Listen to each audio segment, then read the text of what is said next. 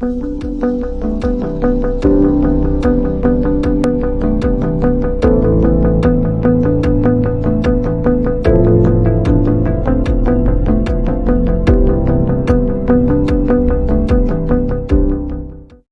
waktu itu datang dengan keluhan susah pipis. Jadi sudah selama 1 hari Oyen datang ke litter box, berdiri pada posisi mau pipis tetapi pipisnya tidak keluar.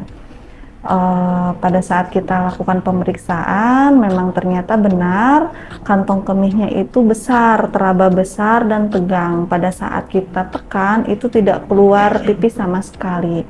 Untuk kasus susah pipis pada oren, ini bisa bermacam-macam penyebabnya. Bisa karena faktor stres, atau kedua karena karena faktor makanan yang bisa menjadikan kristal di dalam urin.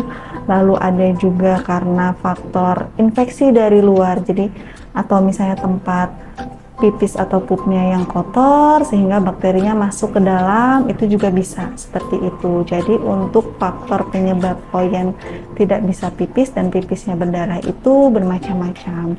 Kalau pipisnya berdarah itu memang biasanya karena kristal urinnya itu melukai dinding-dinding kantong kemihnya sehingga membuat terjadinya lecet dan berdarah. Makanya kenapa urinnya itu berwarna merah, biasanya seperti itu.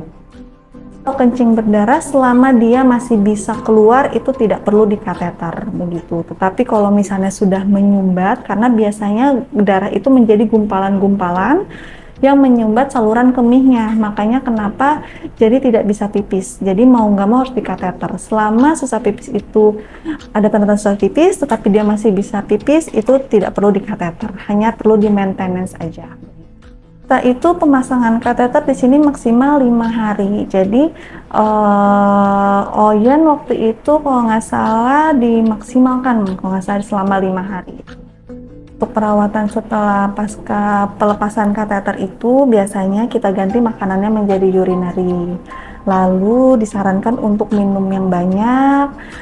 Setelah itu disarankan juga untuk meminimalisir tingkat stres karena faktor stres itu sangat berpengaruh dengan susah pipis, dan disarankan untuk lingkungan yang bersih seperti litter box yang bersih, kandang yang bersih agar apabila dia pipis tidak terjadi infeksi begitu.